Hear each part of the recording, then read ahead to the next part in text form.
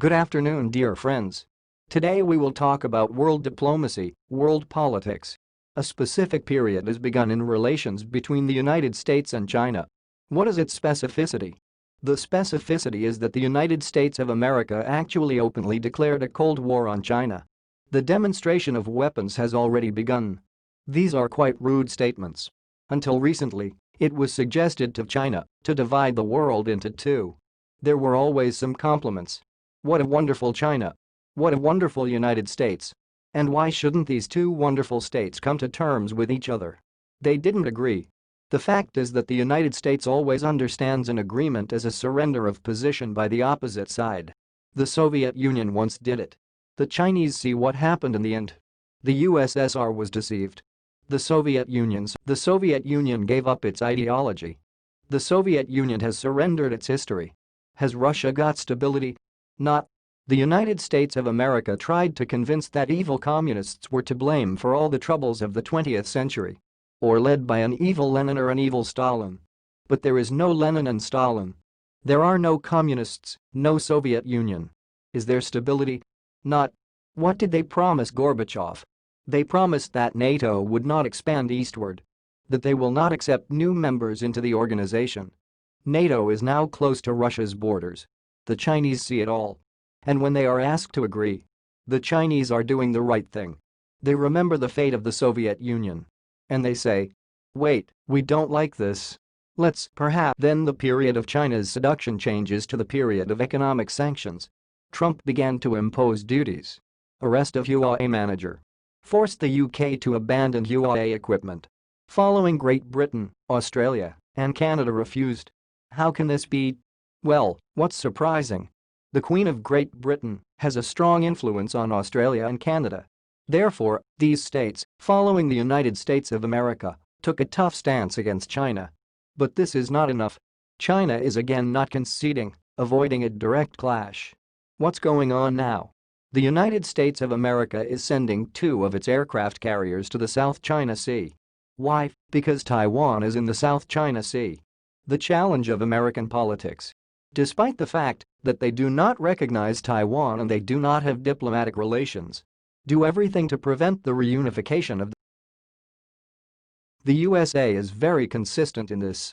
The position in relation to China is the same as in relation to the Russian people. One of the main positions of American diplomacy. Under no circumstances should the reunification of the Russian people, Belarus, Russia, and Ukraine be allowed. Similarly, Taiwan cannot be reunited with China. Because then China will have a powerful breakthrough both in politics and in self-awareness and in the economy. Then China will begin to tackle completely different tasks. Russia is also engaged in solving problems that, in the event of unification, would have been solved long ago. What is the United States of America doing? Under the pretext of protecting the allies, Philippines, Malaysia, Indonesia, and even Vietnam. This is the official version, which must be taken with skepticism. USA ready to stop China's expansion in the South China Sea. The fact that the sea is very far from the shores of the United States. Of course, the Americans don't care. They do not pay attention to such trifles and send aircraft carriers there. Simultaneously, Great Britain, its newest aircraft carrier, built for about $4 billion, is sending it to the Far East to curb Chinese expansion. Question. How does the growth of the Chinese economy threaten the interests of the UK? Well, just look at the map. Doesn't threaten. But they understand that they have to limit the possibilities of China, creating all kinds of conflicts. Create a zone of instability around China. What is the problem in the South China Sea? There are several islands there. China, in 2016, international arbitration awarded these islands to the Philippines. But the Philippines can't figure out what to do with this court decision. Since China is their largest investor, it is understandable not to get involved with China by armed means.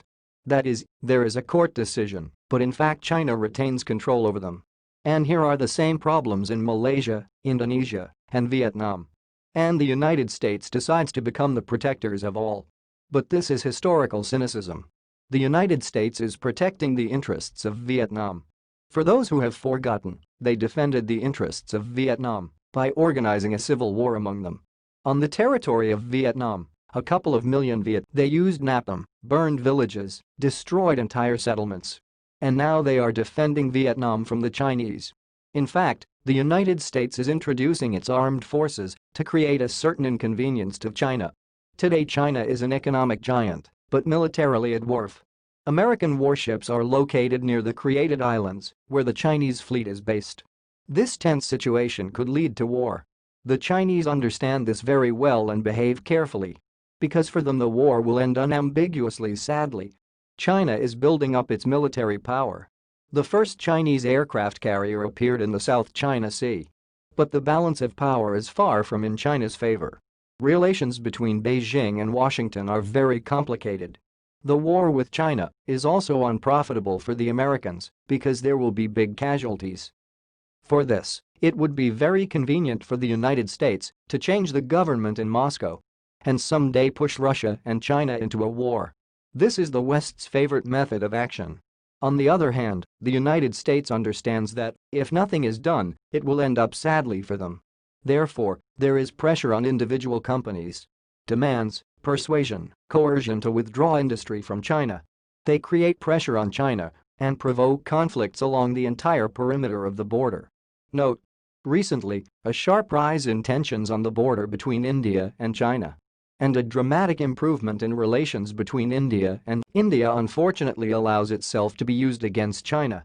Thus, the United States is simultaneously resolving the issue of the collapse of a dangerous project for them, which is called BRICS. If India and China are on the brink of a military conflict, then this organization cannot function normally in the economic sphere. No way. The question arises, what should Russia do? There are 2 points of view here that are often voiced in Russia. First point of view. This is the opinion of public figures who hate China. They are beginning to remember the military conflict provoked by China on the Damansky Peninsula. They believe that China went to this conflict with the USSR in order to get after which the economic cooperation of the United States of America with China began. Then China got a seat in the United Nations instead of Taiwan. American technology, Western factories moved to China. Unfortunately, the price for this was the lives of our soldiers. We naturally have not forgotten this. The second point of view in Russia. China is our ally. China is not our ally. First, we do not have any alliance agreement with China. And it won't be. Because Russia and China do not want this. We do not need this, because in the event of a conflict between the United States and China, Russia will sharply exacerbate relations with the United States. We don't need this. China does not need this, because in the event of conflicts between the United States and Russia, China also finds itself in a situation that is therefore, we have economic cooperation and good neighborly relations. In Russia they know that China is a difficult partner. China is taking advantage of Russia's difficult situation, which has arisen due to Western sanctions on falling oil prices. Chinese investment in the Russian economy is minimal. Why? Because the Chinese are not going to develop our economy. They wanted us to supply raw materials for them. In my opinion, the correct assessment and policy of Russia towards China is as follows. This is a state located on our border, large, strong, promising, with a strong economy and a weak army. This means that we must trade, we must strengthen ourselves, closely monitor the policies of our neighbor. If the conflict between the United States and China is escalating, then Russia should not be drawn into it. This gives us the opportunity to gain time. Time is not hours and minutes. And time is the construction of factories, airplanes, this invention, and so on and so forth. This time that we have, we must use it with benefit. Therefore, let us closely follow the development of relations between China and the United States of America. We don't need to be afraid of our neighbor. Anyone who is afraid loses the ability to think clearly.